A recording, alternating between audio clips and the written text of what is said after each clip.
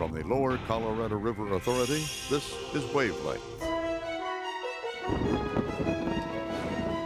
creation of this new river authority will help electrify rural Texas. And so today, we gather here to dedicate this mighty structure, Buchanan Dam. This has been a great organization for 70 years, and it's going to be a great organization for a long time to come.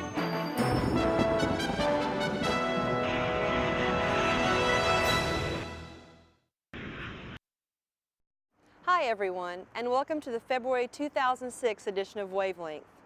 Safety is the foundation value upon which everything else at LCRA is built. Before you leave, if these have not been passed out. LCRA's willingness to share safety information with other utilities about successes, as well as a detailed report on the causes of a recent fatal transmission line accident, has brought thanks and positive feedback from around the country.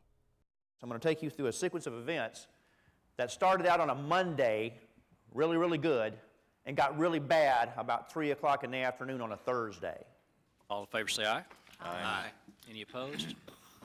Motion passes. Thank you. At the January board meeting, General Manager Joe Beal told directors about what has happened in the 9 months since the accident. And the thought process was that the more people that we could let know about the accident, the greater chance we had that we could save someone's life in the future in another organization outside of LCRA.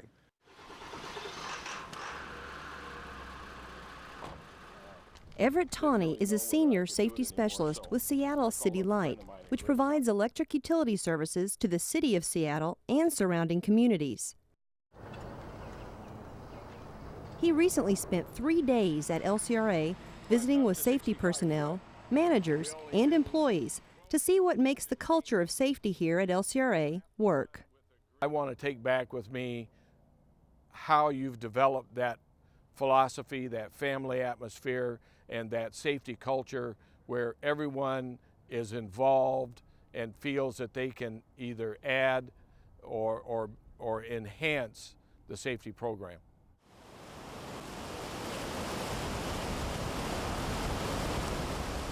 Seattle City Light recently celebrated its 100th anniversary. It has 1,605 employees and produces power primarily from 9 hydroelectric dams. It currently is going through reorganization and wanted to use that opportunity to address safety concerns. Our accident rate is very high in relation to other utilities in the Pacific Northwest, and so we are really anxious because to solve that problem. Everett visited several facilities at LCRA, including the Protective Equipment Testing Lab here at the Service Center. I am very impressed by the fact that not only do the management people that I've been talking with think of LCRA as a family, but the supervisors and the employees in the field that I've talked with also feel that this is a family, and when you are in a family, you take care of each other. And that's one reason that I think your safety department has done such a great job. For Andy Cooper, this kind of safety exchange also provides an opportunity for self-examination. What I've learned from this event is that LCRA and its employees care about each other, and we communicate with each other.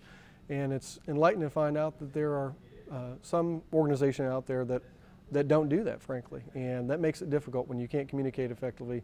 You can't be as safe as you otherwise could be. Everett Tawney says his report to the management team at Seattle City Light was well received and very helpful. When Buchanan Dam was completed by the newly created Lower Colorado River Authority, it changed a way of life in Central Texas, harnessing the power of the Colorado River to bring electricity to rural communities and remote farms and ranches in the hill country. October 16, 1937, Secretary of the Interior Harold Ickes delivered his speech to a gathered crowd at the dedication ceremony for Buchanan Dam. These dams were completed 50 years ago in 1937. In 1987, on the very same spot, LCRA celebrated the 50th anniversary of Buchanan Dam with the biggest dam birthday party in Texas.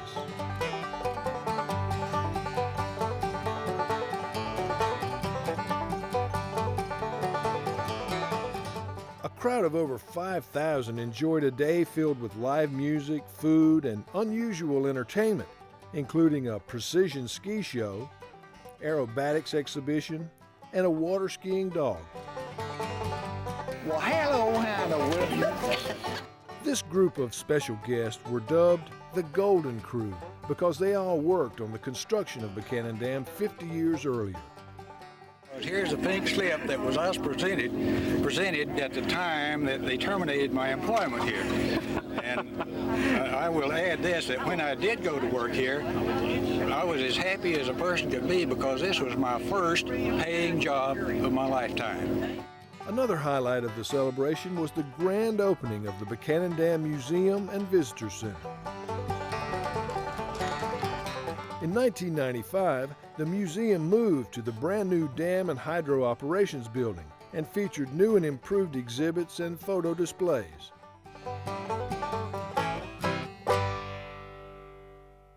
Today, the museum has recently undergone a new makeover and has taken on a different role in our post-9/11 world. Before we were closed down for security purposes, really the dam was the reason people came here. They walk out on the dam, look at the sunset and that type of thing. And the museum was a complement to the dam. Well, now that we have tightened up our security so much, the museum is the centerpiece attraction for the area here. So there's so many folks that stop by repeatedly to bring friends and family here to look at the displays.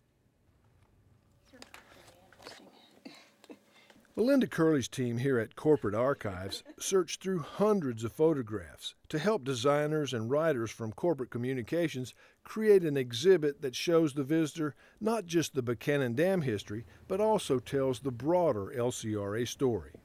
It's a way to capture all of the different things that we do and make sure that this history doesn't get lost. In another 20 years, 30 years from now, people will want to know, what was LCRA doing around the turn of the century? And we're trying to make sure that we're capturing today's events as well, because in the future this will be our history. The museum is open to the public 7 days a week, and admission is free.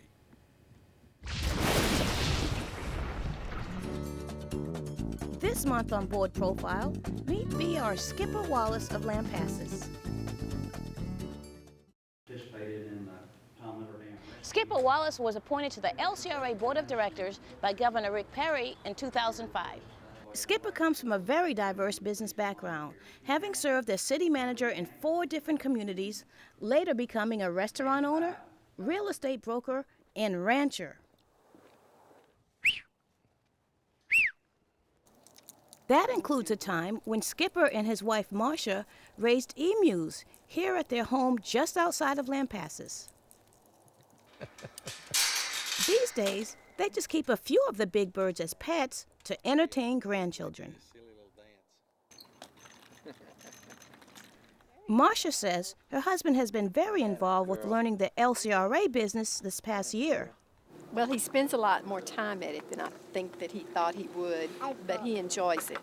He enjoys meeting new people, and he enjoys challenges. And I've enjoyed meeting new people, too. I've gone to several of the functions, and I like that. We're at the headquarters of the Republican Party of Texas. I spent a little time up here. Skipper, how are you? How you doing, Jeff? Good. How's everything going in the campaign? Skipper also spends a great deal of time pursuing his other passion, politics. My first experience in politics was handing out I Like Ike buttons for Eisenhower in the early 50s. He is currently Lampasas County Republican Party Chair, serves on the State Republican Executive Committee, and works tirelessly on campaign issues. So he's clearly one of the true unsung heroes that we have, and it's just a leader in every sense of the word. Yes, we were created over 70 years ago. Skipper recently organized this candidate forum in Lampasas so that State District 54 hopefuls could hear a briefing from Fred Oss on how LCRA operates in the region. I thought, having been in an LCRA city as city manager, that I knew a lot about LCRA, but my year on the board has been a real education. I had no idea how broad-ranging the responsibility of LCRA was and what all things that we were into. And I can say this, and I know employees are watching this, and I've been really impressed with the caliber of the employees and the staff at LCRA. I'd be proud to have them work for me in any organization that I ever ran. Skipper says he thought retirement would mean plenty of time for golf, fishing, and family, but I guess retirement can be whatever you want to make of it. I have found that I'm actually busier since I retired than what I was when I was actually working for a living. I enjoy politics. I enjoy working with LCRA. I enjoy doing what I call God's work. My preacher says that God has a calling for everybody, and I think I've found my calling. That's my LCRA rain cage. Skipper Wallace's term on the LCRA board will expire in 2011. In the February edition of LCRA News, read how continued dry weather could affect future lake levels, and read about LCRA's stakeholder process, where public input is vital in making decisions that will impact the region. Also read about the annual bird count in Matagorda County and how hydrilla levels are much lower now in Lake Austin. Those stories and much more in the February LCRA News.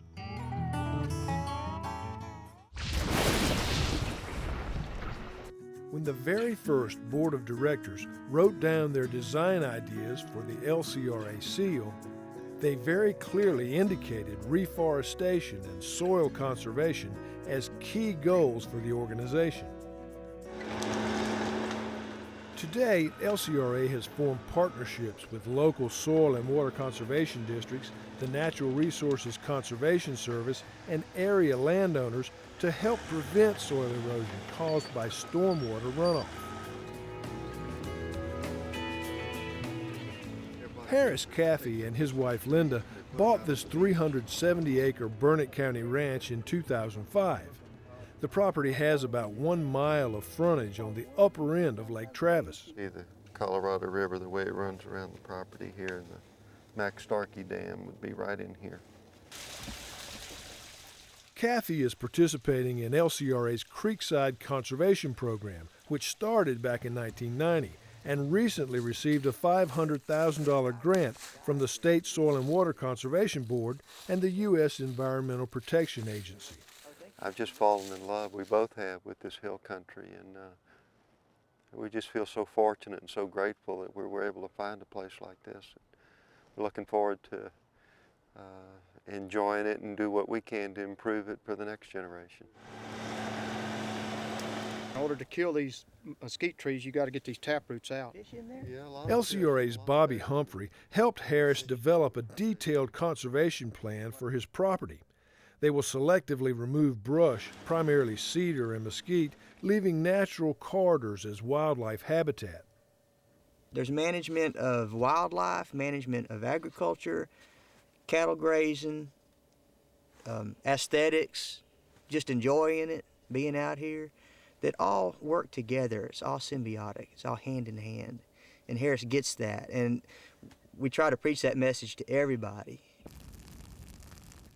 When weather conditions are favorable, Harris Caffey also plans to implement a prescribed burn plan to help restore native vegetation.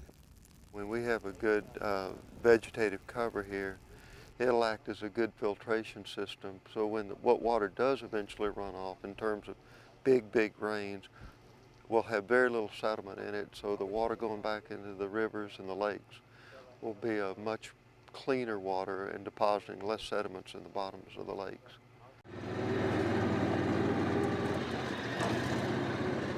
Jennifer McMillan runs a cow-calf operation on her ranch here in Llano County.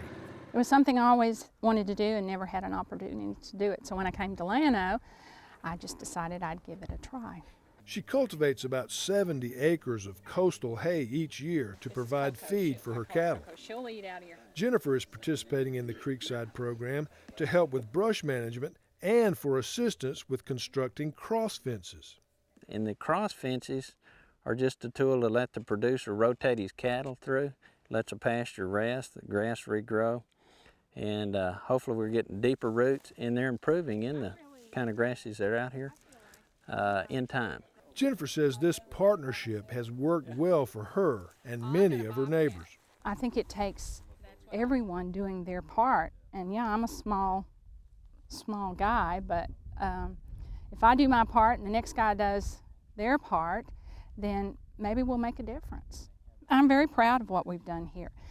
It's going to be beautiful when we get some rain and the grasses come back and the cedar trees are gone.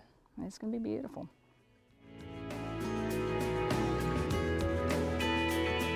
Well, that's it for this edition of Wavelength. We'll look forward to seeing you again next time.